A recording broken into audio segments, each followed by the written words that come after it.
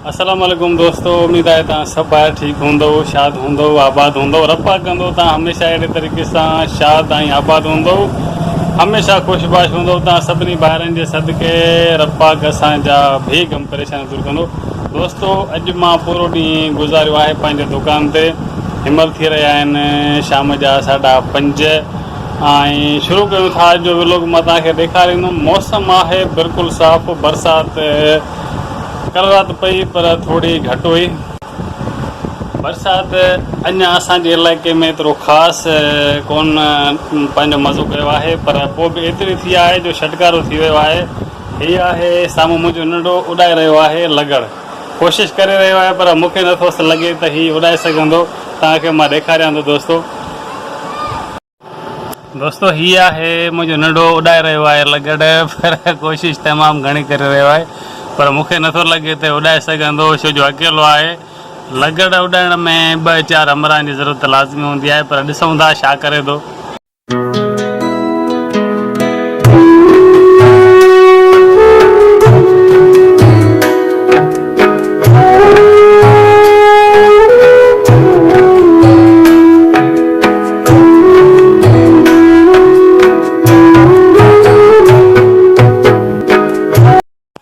दोस्तों, मुंहिंजे पुट खे थियो हो लॻड़ उॾाइण जो शौक़ु, ही हिन जी हालत ॾिसो।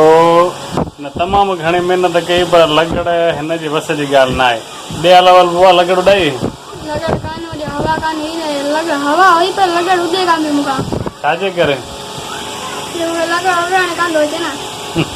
दोस्तो, ॿार ॾिसंदा आहिनि त अगरि को लॻड़ उॾे थो त हुनजे पोयों भॼंदा या अजीब क़िस्म जूं डोरूं, पर एहतियात करणु घुरिजे। मां नंढड़े जे मथां सख़्तु नज़र हुई मुंहिंजी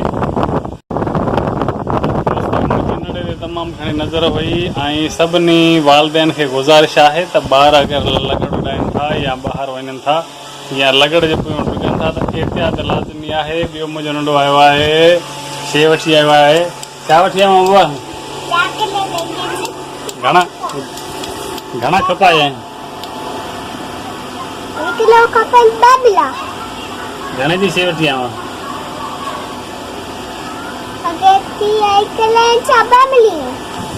नंढो आहे, हालांकि मूं वटि दुकानु आहे, पर ॿारनि जी ख़्वाहिश हूंदी आहे त नई नई शइ। हे ॿिए दुकान तो शइ वठी मोटी वियो। ॿार आहिनि, ख़ुशि हुजनि, शाद हुजनि, आबाद हुजनि। असांजूं बसि इन्हनि जे लाइ बचड़नि जे लाइ माण्हू महिनत करे थो। त दोस्तो, अॼु जो मुख़्तसिर व्लॉग हुयो। मां हिनमहिल पंहिंजे शॉप में थींदुमि बिज़ी। इंशाअल्लाह ताला ॿाहिरि जी रूटीन सुभाणे तव्हांखे मां ॾेखारींदुमि सभिनी ॿाहिरनि दोस्तनि खे।